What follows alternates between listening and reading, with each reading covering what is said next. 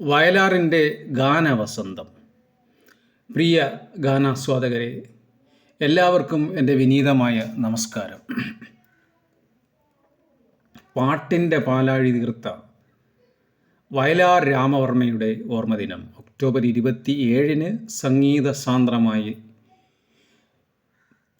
മലയാളികൾ ലോകത്തെവിടെയുമുള്ള മലയാളികൾ ഓർക്കുമ്പോൾ പാട്ട് ആസ്വദിക്കുന്ന ഒരാളെന്ന നിലയിൽ കുറച്ച് കാര്യങ്ങൾ പങ്കുവയ്ക്കുകയാണ്. ഗുരുതുല്യരായ ഒരുപാട് മഹത് വ്യക്തിത്വങ്ങളുടെ പ്രചോദനവും വാക്കുകളും ഈ അവസരത്തിൽ കടപ്പാടോടെ ഓർത്തെടുക്കുന്നു. കുട്ടിക്കാലത്ത് ഞങ്ങളുടെ പുത്തൻവിള കുടുംബത്തിൻ്റെ വീട്ടുമുറ്റത്ത് അന്ന് കറ്റമെതിയടിയുടെയും നെല്ലുണക്കലിൻ്റെയും അകമ്പടിയോടെ കേട്ടിരുന്ന റേഡിയോ ചലച്ചിത്ര ഗാനങ്ങൾ അന്ന് തിരുവനന്തപുരം ആകാശവാണി മാത്രമല്ല, സിലോൺ, ശ്രീലങ്ക പ്രക്ഷേപണം, അങ്ങനെ സിലോൺ പ്രക്ഷേപണത്തിൽ അല്ലെങ്കിൽ ശ്രീലങ്ക പ്രക്ഷേപണത്തിൽ നിന്ന് ഒരുപാട് മലയാള ഗാനങ്ങൾ കേൾക്കാനുള്ള ഒരു അവസരം എനിക്ക് ഉണ്ടായി അന്ന്. അതൊക്കെ കഴിഞ്ഞ് കുടുംബ വീട്ടിൽ ഒരു ട്രാൻസിസ്റ്റർ റേഡിയോ വന്നപ്പോൾ പാട്ട് കേൾക്കാൻ കുറച്ചുകൂടി സൗകര്യമായി. അന്ന് റേഡിയോ പ്രക്ഷേപണത്തിൽ ഈ പാട്ടുകൾ പ്രക്ഷേപണം ചെയ്യുമ്പോൾ ഗാനശില്പികളുടെ പേര് പറയുന്ന ഒരു സമ്പ്രദായം വളരെ കുറവായിരുന്നു. ഒരുപക്ഷെ ഗായകൻ്റെ പേരും സിനിമയുടെ പേരുമാണ് അറിയിച്ചിരുന്നത്. വയലാർ എന്ന പേര് പിന്നീട് കുറേ നാൾ കഴിഞ്ഞിട്ടാണ് കേട്ടു തുടങ്ങിയത്.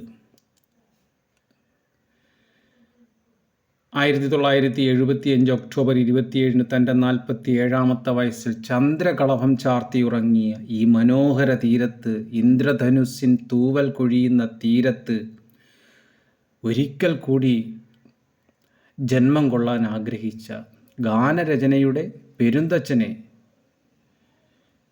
ഈ അവസരത്തിൽ വളരെ ആദരപൂർവം പ്രണമിക്കുന്നു. എറണാകുളത്ത് നടക്കുന്ന ഇടതുപക്ഷ സമ്മേളനത്തിൽ അതിന് മുന്നോടിയായിട്ട് അവതരണ ഗാനം വേണം. അധ്യാപകനായ നമ്മുടെ ONV കുറുപ്പ്, അന്ന് അദ്ദേഹത്തിന് പ്രൊഫസറാണ്, വിപ്ലവ ഗാനങ്ങൾ എഴുതാൻ വിലക്കുണ്ട്. അപ്പോൾ അവതരണ ഗാനം എഴുതാനായിട്ട് ആരെയാണ് ഇനി നിശ്ചയിക്കേണ്ടത് എന്നൊക്കെയുള്ള ഒരു സന്ദേഹത്തിൽ ONV വയലാറിനെ അല്ലെങ്കിൽ സംഗീത സംവിധായകനായ രാഗങ്ങളുടെ ശില്പി ദേവരാജ മാഷിനെ പരിചയപ്പെടുത്തി. അങ്ങനെ ഇന്നും KPSCയുടെ അവതരണ ഗാനമായി അന്ന് ജോസ് പ്രകാശ് എന്ന നമ്മുടെ അതുല്യ നടൻ, സിനിമയിലൊക്കെ ഒരുപാട് ശക്തമായ വേഷങ്ങൾ ചെയ്ത ജോസ് പ്രകാശ്, അദ്ദേഹമാണ് ഈ അവതരണ ഗാനം പാടുന്നത്. അത് കഴിഞ്ഞ് പിന്നീട് KS ജോർജ് പാടി ആ പാട്ട് അനശ്വരമാക്കുകയായിരുന്നു. ഇന്ന് KPSCയുടെ നാടകങ്ങൾ എവിടെ നടന്നാലും അതിൻ്റെ ആ അവതരണ ഗാനമായിട്ട് ഈ ബലികുടീരങ്ങളെ എന്ന് തുടങ്ങുന്ന പാട്ട്, ബലികുടീരങ്ങളെ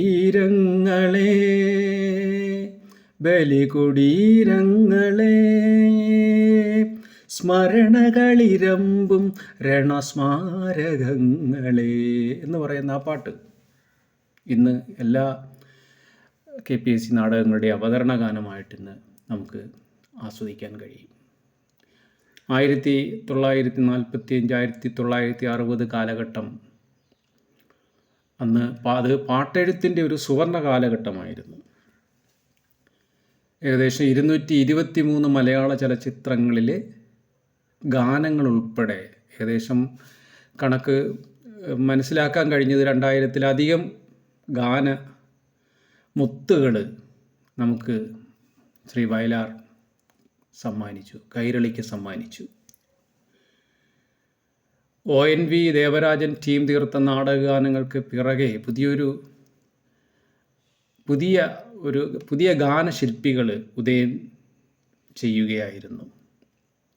അതിനു മുന്നേ വയലാർ, LPR വർമ്മ, കൂട്ടുകെട്ടായിരുന്നു. കോട്ടയം നാഷണൽ തിയേറ്റേഴ്സിൻ്റെ വിശറിക്ക് കാറ്റ് വേണ്ട എന്ന നാടകം, അതിന് കായലിനക്കരെ പോകാനെനിക്കൊരു കളിവള്ളമുണ്ടായിരുന്നു, പണ്ടൊരു കളിവള്ളമുണ്ടായിരുന്നു, ഒത്തിരി ദൂരം തുഴഞ്ഞു തരാനൊരു മുത്തശ്ശിയുണ്ടായിരുന്നു, നല്ലൊരു മുത്തശ്ശിയുണ്ടായിരുന്നു. ഇത് പീലിയിലെ എന്ന അനുഗ്രഹീത ഗായികയാണെന്ന് പാടുന്നത് ആ നാടകത്തിൽ. അതിനുശേഷം വയലാർ ദേവരാജൻ കൂട്ടുകെട്ടിൽ അടുത്ത ഒരു പാട്ടും ആ നാടകത്തിലാണെന്ന് തോന്നുന്നു ഉണ്ടായിരുന്നു. ഏഴാം കടലിനക്കരയുണ്ടോരേഴിലം പാല, സാഗര കന്യകൾ നട്ടു വളർത്തിയൊരേഴിലം പാല. അന്നത് KS ജോർജും ദേവരാജൻ മാഷും ചേർന്നാണ് പാടുന്നത്. ദേവരാജൻ മാഷിൻ്റെ വളരെ നേർത്ത സ്വരവും KS ജോർജിൻ്റെ ശബ്ദ ഗാംഭീര്യമൊക്കെ അതിൽ നമുക്ക് കേൾക്കാം. പിന്നീട് അതിനുശേഷം ചരിത്രം മാറുകയാണ്. 1956 കെ രാഘവൻ മാഷ് വയലാർ രാമവർമ്മ കൂട്ടുകെട്ടിൽ ശാന്ത പി നായർ എന്ന ഗായിക. അത് വയലാറിൻ്റെ ആദ്യ ഗാനമാണ്. ചിത്രം കൂടപ്പിറപ്പ്. തുമ്പി തുമ്പി വാ ഈ തുമ്പത്തണലിൽ വാവാ, തുമ്പി തുമ്പി വാവാ ഈ തുമ്പത്തണലിൽ വാവാ. പിന്നെ പട്ടുറുമാലും കെട്ടി ഒരു പച്ച കമ്പിളി ചുറ്റി, എത്ര കാടുകൾ എത്ര നാടുകൾ എത്ര നാളുകൾ കണ്ടു എന്ന് പറയുന്ന അങ്ങനെ വളരെ ഗ്രാമീണത്വം തുളുമ്പുന്ന വരികളാണ് പിന്നീട് ആ പാട്ടിൽ നമുക്ക് കേൾക്കാൻ കഴിയുന്നത്. അത് ഒരു കുഞ്ഞിനെ അത് തൊട്ടിലിൽ കിടക്കുന്ന ഒരു കുഞ്ഞ്, ആ കുഞ്ഞിനെ ഉറക്കുന്ന അമ്മയുടെ മനസ്സ് ആ വരികളിൽ കൊണ്ടുവരികയാണ്. യഥാർത്ഥത്തിൽ കുട്ടിയുടെ മനസ്സാണ്, കുട്ടിയുടെ ചിന്തകളിലൂടെയാണ് ആ പാട്ട് പോകുന്നു എങ്കിൽ തന്നെ അമ്മയാണ് അതിൽ പാടി അഭിനയിക്കുന്നത്. അതൊരു പരീക്ഷണമായിരുന്നു എന്നാണ് ഇതിൻ്റെ ഈ പരിപാടി, അല്ലെങ്കിൽ ഇങ്ങനെ ഒരു പരിപാടി ചെയ്യാൻ ആഗ്രഹിച്ചപ്പോഴത്തേക്ക് അതിൻ്റെ ഒരു ഗവേഷണ തുല്യമായ ഒരു അന്വേഷണത്തിൽ മനസ്സിലായത് അന്നത്തെ ആ പാട്ടിൻ്റെ ഒരു പരീക്ഷണമായിരുന്നു. അന്ന് അങ്ങനെ ഒരു പരീക്ഷണം, പിന്നെ തൊട്ടിൽ കിടക്കുന്ന കുഞ്ഞിനെ മനസ്സിലേക്ക് അമ്മ പരകായ പ്രവേശം ചെയ്തുകൊണ്ട് പാടുന്ന ഒരു രീതി.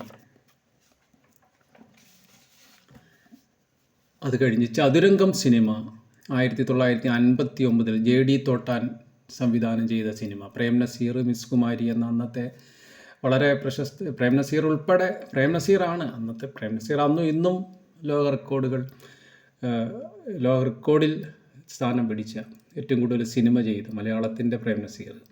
പിന്നെ മിസ് കുമാരി എന്ന് പറയുന്ന ഒരു നായികയുണ്ട്. അപ്പം ഈ പ്രേം നസീറും മിസ് കുമാരിയും അഭിനയിച്ച ആ ഒരു സിനിമയിൽ, ചതുരംഗം സിനിമയിൽ ഒരുപാട് പാട്ടുകളുള്ളതായിട്ട് 6-7 പാട്ടുകളുണ്ട്. ഒരു ഗാനവിപ്ലവം തന്നെ എന്ന് ആരംഭിക്കുകയായിരുന്നു. ദേവരാജൻ മാഷിൻ്റെ ആദ്യ സിനിമാ ഗാനം കൂടിയായിരുന്നു അത്.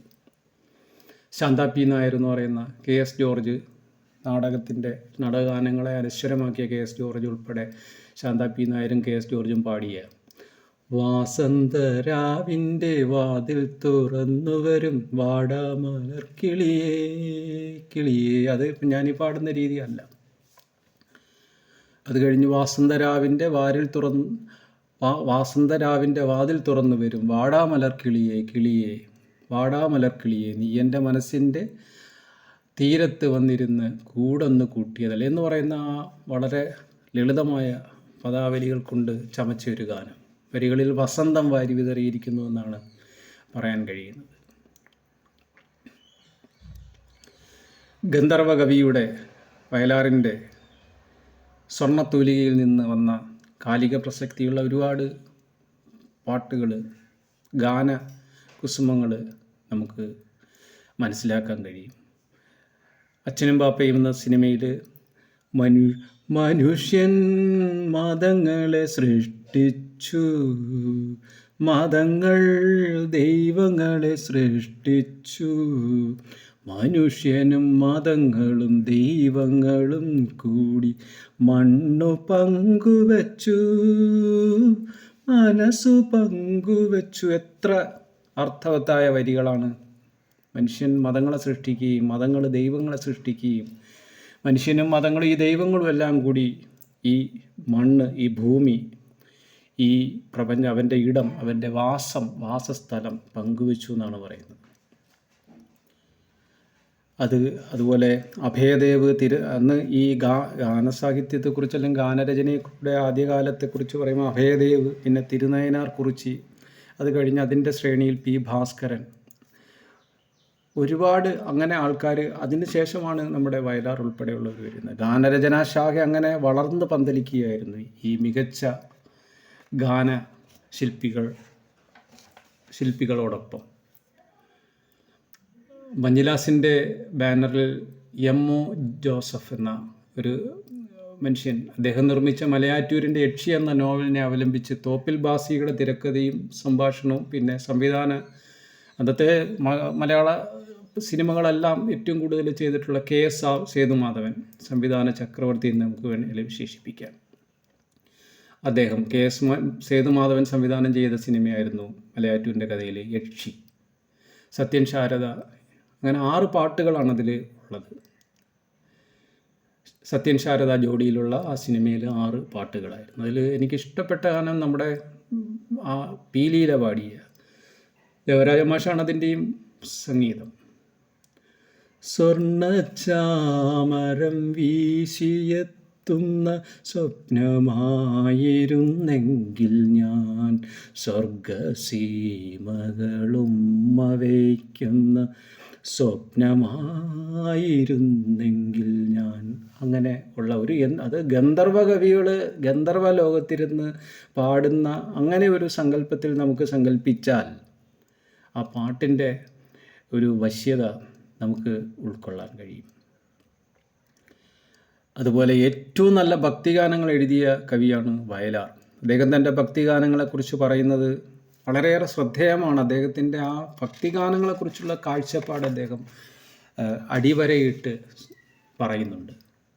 അദ്ദേഹം പറയുന്നു, സനാതനമായ സത്യം, ശാസ്ത്രത്തിൻ്റെയും കലയുടെയും ആത്മീയതയുടെയും സത്യം, ദി അൾട്ടിമേറ്റ് ട്രൂത്ത്, ഈ പ്രപഞ്ചത്തിൽ ഒന്നേ ഉള്ളൂ. ദി അൾട്ടിമേറ്റ് ട്രൂത്ത് എന്ന് പറയുന്നത് ഈ പ്രപഞ്ചത്തിൽ ഒന്നേ ഉള്ളൂ. അതിനെയാണ് ഞാൻ ആരാധിക്കുന്നത്. യഥാർത്ഥ ഭക്തിയുടെ നിറവിൽ നിന്ന് പകർന്നു കിട്ടുന്ന ആ ഊർജം മതപരമായ ചില വ്യവസ്ഥിതികൾക്കുള്ളിൽ പ്രതിഷ്ഠിക്കുന്നതിനോട് ഞാൻ യോജിക്കുന്നില്ല. ഈശ്വരനെ ഞാൻ നിന്ദിക്കുന്നില്ല, എന്നാൽ ഈശ്വരനെ നിന്ദിക്കുന്ന കാപഠ്യങ്ങളോട് ഞാൻ എന്നും എതിരായിരിക്കും. അദ്ദേഹം പറഞ്ഞതാണ്. ആരാണ് പറഞ്ഞത്? ആരൊരാളൻ കുതിരയെ കെട്ടുവാൻ, ആരൊരാളതിൻ മാർഗം മുടക്കുവാൻ, ദിഗ്വിജയത്തിനൻ സർഗശക്തിയാം ഈ കുതിരയെ വിട്ടയക്കുന്നു ഞാൻ എന്ന് വളരെ ചങ്കൂറ്റത്തോടെ തൻ്റെ സർഗപ്രക്രിയയെ, തൻ്റെ കവിതയുടെ അല്ലെങ്കിൽ ഗാനരചനയുടെ അദ്ദേഹത്തിൻ്റെ സർഗാത്മകതയുടെ സർഗശക്തിയെക്കുറിച്ച് അദ്ദേഹം സ്വയം പറഞ്ഞതാണ്. വളരെ ചങ്കൂറ്റത്തോടെ പറഞ്ഞതാണ്, ആരൊരാളൻ കുതിരയെ കെട്ടുവാൻ എന്ന്. ആരൊരാളൻ കുതിരയെ കെട്ടുവാൻ, ആരൊരാൾ അതിൻ മാർഗം മുടക്കുവാൻ, ദിഗ്വിജയത്തിനെൻ്റെ സർഗശക്തിയാം ആ കുതിരയെ ഞാൻ വിട്ടയക്കുകയാണ്. അശ്വമേധം എന്ന കവിതയിൽ അദ്ദേഹം ഇത് അടിവരയിട്ടിങ്ങനെ പറയുകയാണ്. വീണ്ടും നമ്മൾ പറഞ്ഞ ആ ഒരു സബ്ജക്റ്റിലേക്ക് തിരികെ വരാം. ഭക്തിഗാന രചനയെക്കുറിച്ച് അദ്ദേഹം പറഞ്ഞ കാര്യം, ഈശ്വര സങ്കല്പത്തിൽ ഊന്നിക്കൊണ്ടൊരു ഭക്തിഗാനം ഏത് സംസ്കൃതിയിലാണോ ആ സംസ്കൃതിയോട് ചേർന്നുകൊണ്ടുള്ള എഴുത്തിൽ എനിക്ക് അത് ആ സംസ്കൃതിയുടെ പാട്ടായിട്ടാണ് അദ്ദേഹം പറയുന്ന ആ ഏത് സംസ്കാരമാണോ ഏത് സംസ്കൃതിയാണോ അതിൻ്റെ ഒരു പാട്ടായിട്ടാണ് ഈ ഭക്തിഗാനത്തെ കാണുന്നത്. പരമഭക്തൻ്റെ ആത്മാവുമായി സംവദിക്കുവാൻ എനിക്ക് കഴിയുകയാണെങ്കിൽ പരമസത്യത്തിൻ്റെ ഒരു കണിക അവൻ്റെ ആത്മാവിൽ പ്രസരിപ്പിക്കാൻ അദ്ദേഹത്തിന് കഴിഞ്ഞു എന്നുള്ളതിൽ അദ്ദേഹം ആനന്ദം കണ്ടെത്തുന്നു.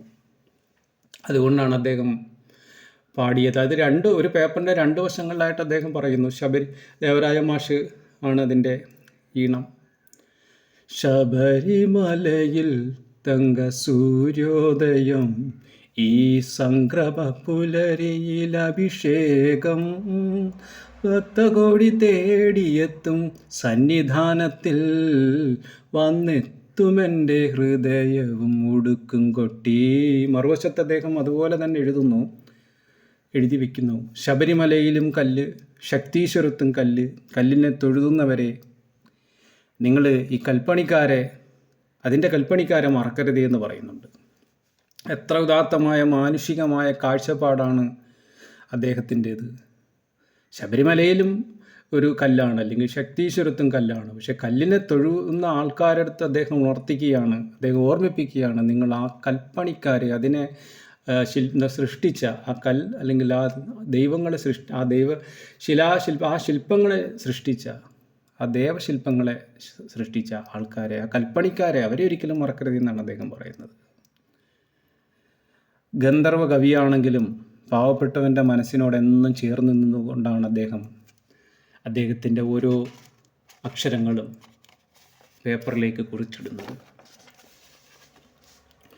ഒരു കവി എന്ന നിലയിൽ 1000-ലധികം പാട്ടുകൾ അദ്ദേഹത്തിൻ്റെ പ്രണയഗാനങ്ങളെ ആയിട്ട് തരംതിരിക്കുകയാണെങ്കിൽ, പ്രണയഗാനങ്ങളായിട്ട് തരംതിരിക്കുമ്പോഴത്തേക്ക് 1000-ലധികം ഗാനങ്ങൾ അദ്ദേഹം എഴുതിയിട്ടുണ്ടെന്ന് പറഞ്ഞു. അദ്ദേഹം ഈ പ്രണയത്തെക്കുറിച്ച് അദ്ദേഹത്തിനോട് ചോദിച്ചപ്പോഴത്തേക്ക് അദ്ദേഹം പറഞ്ഞു, നിങ്ങൾ എൻ്റെ പ്രണയ ഗാനങ്ങൾ നിങ്ങൾ നോക്കൂ, അത് കേൾക്കൂ, കേട്ടിട്ട് പറയൂ എന്നിലെ പ്രണയത്തിൻ്റെ ആ തീവ്രത, അല്ലെങ്കിൽ എൻ്റെ പ്രണയത്തിൻ്റെ ഒരു കാഴ്ചപ്പാടെന്ന്. ഒരു പ്രണയഗാനം മറ്റൊരു പ്രണയഗാനത്തെക്കാളും അത് തമ്മിൽ തികച്ചും വ്യത്യസ്തമായ ഒരു കാഴ്ചപ്പാടോടുകൂടി, അല്ലെങ്കിൽ അതിൻ്റെ ഭാവന ലാളിത്യം എന്ന് പറയുന്നത് വളരെ വ്യത്യസ്തമാണ്.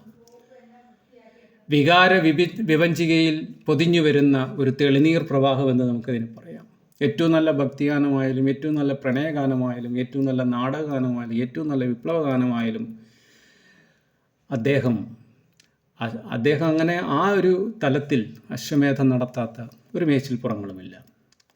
എല്ലാ മേഖലയിലും എല്ലാ വിഭാഗങ്ങളിലും അദ്ദേഹം തൻ്റെ യാഗാശ്വത്തെ അഴിച്ചുവിടുകയായിരുന്നു. ഈ അവസരത്തിൽ ഓർക്കുന്നത് AP കോമള, വയലാർ ദേവരാജൻ ടീമിൻ്റെ ഒരു നാടകഗാനം. ശർക്കര പന്തലിൽ തേൻമഴ ചൊരിയും ചക്രവർത്തി കുമാര, നിൻ മനോരാജ്യത്തെ രാജകുമാരിയായി വന്നു നിൽക്കാനൊരു മോഹം. അതും ആ പ്രണയത്തിൻ്റെ ഒരു ഭാവം നാടകഗാനത്തിൽ അദ്ദേഹം ഉൾച്ചേർത്തിരിക്കുകയാണ്.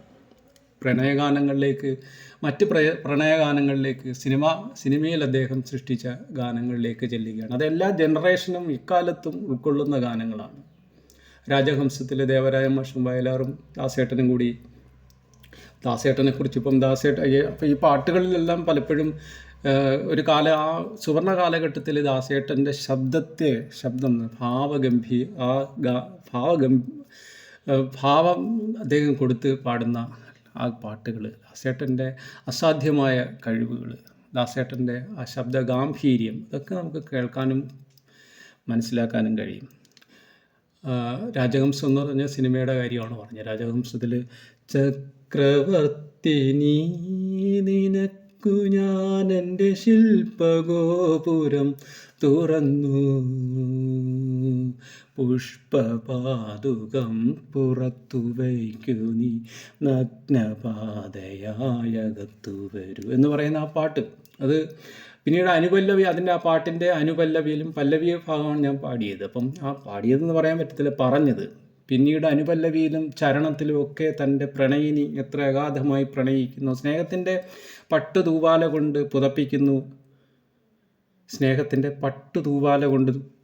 പുതപ്പിക്കുന്നു, എന്ന് നമുക്ക് മനസ്സിലാക്കാം.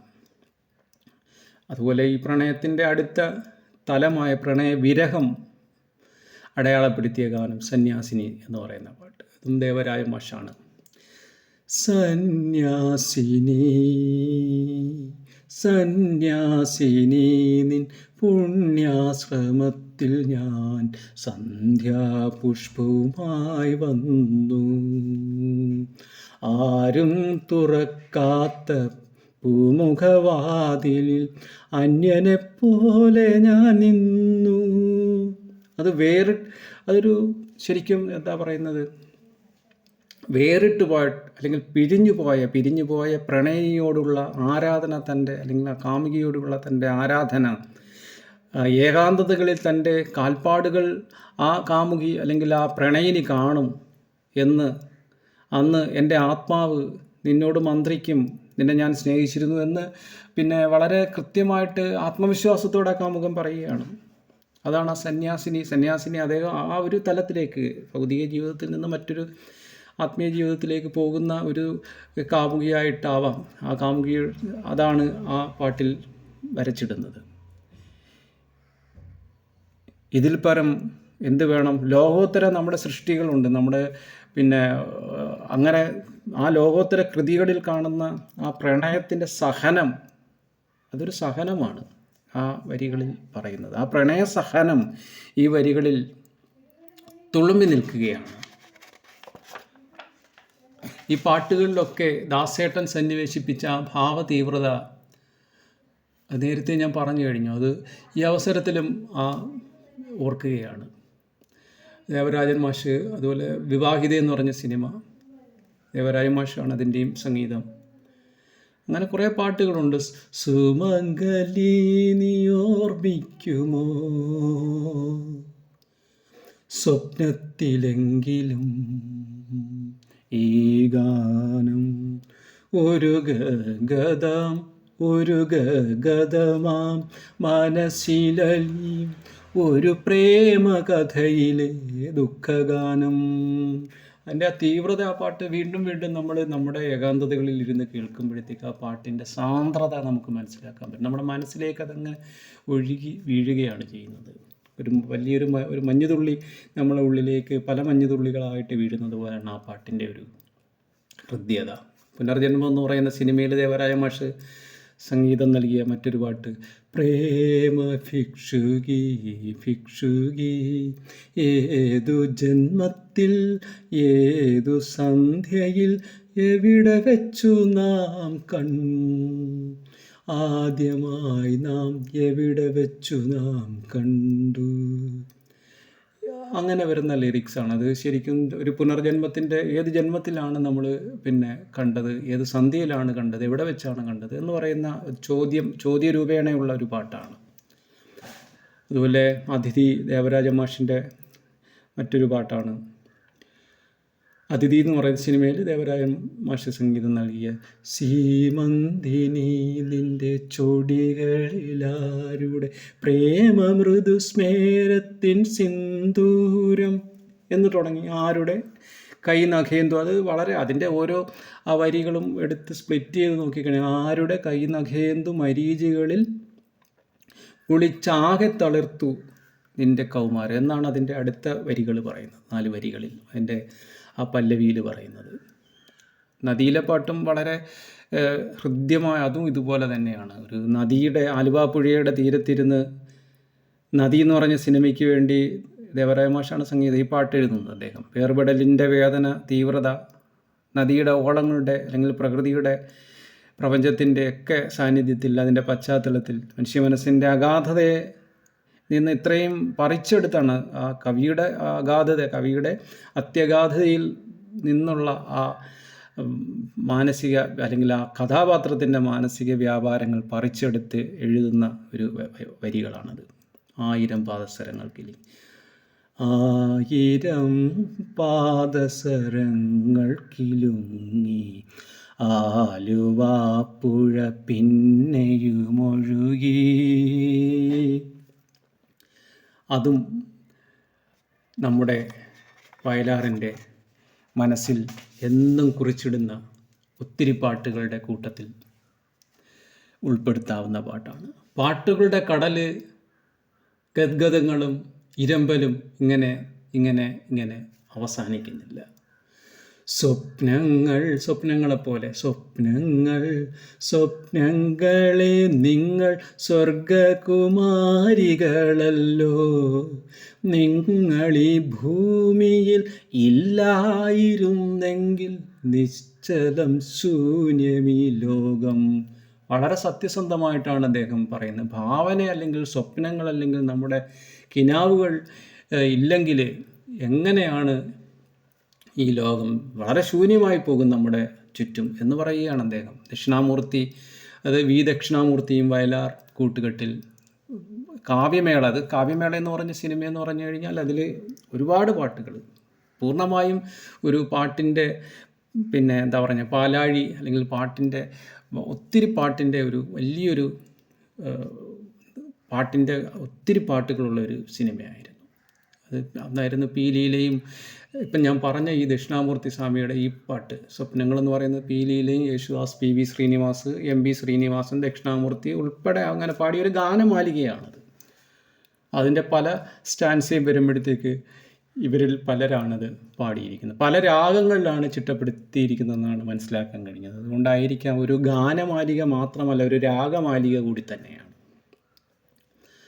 പിന്നീട് പാട്ടുകളെക്കുറിച്ച് ഒരുപാട് എത്ര പറഞ്ഞാലും ഇത്രയും എല്ലാ പാട്ടുകളെയും അദ്ദേഹം എഴുതിയിട്ടുള്ള ഈ പറഞ്ഞ 2000-ലധികം എന്ന് പറയുന്ന പാട്ടുകളിലെല്ലാം തന്നെ നമ്മളെടുത്ത് അത് ഒരു എത്ര സമയം ഒരിക്കലും അതിനെ പെട്ടെന്ന് ഒരു കുറച്ച് കാലം കൊണ്ടൊന്ന് അനലൈസ് ചെയ്യാൻ പറ്റത്തില്ല. ഈ സുശീലാമ്മ പാടിയ 7 സുന്ദര രാത്രികൾ എന്ന് പറയുന്ന പാട്ട്, ദാസേട്ടൻ്റെ ശംഖുപുഷ്പം കണ്ടെഴുതുമ്പോൾ ശകുന്തളേ നിന്നെ ഓർമ്മ വരും, അങ്ങനെ ഒരുപാട് പാട്ടുകളുണ്ട്. ഈ പാട്ടുകൾ നേരത്തെ പറഞ്ഞ പോലെ നമുക്കൊരു ചെറിയൊരു പരിപാടിയിലോ ചെറിയൊരു വീഡിയോയിലോ ചെറിയ പറച്ചിലുകളിലോ ഒന്നും ഒതുക്കാൻ കഴിയില്ല.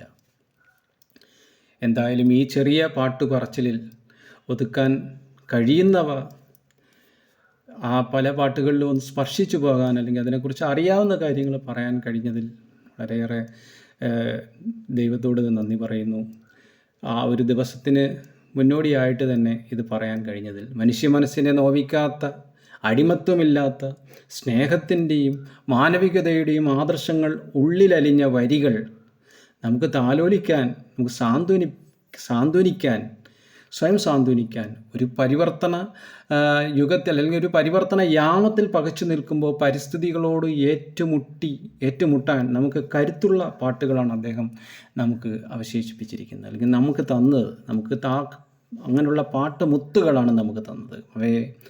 ആ പാട്ടുകളെല്ലാം ഇങ്ങനെ ഈ സമയങ്ങളിൽ ഇല്ലെങ്കിൽ ഇങ്ങനെ എനിക്ക് ഓർക്കാൻ കഴിഞ്ഞുകൊണ്ട്, ഇങ്ങനെ ഓർത്തുകൊണ്ട് ഇത് നിർത്തുന്നു.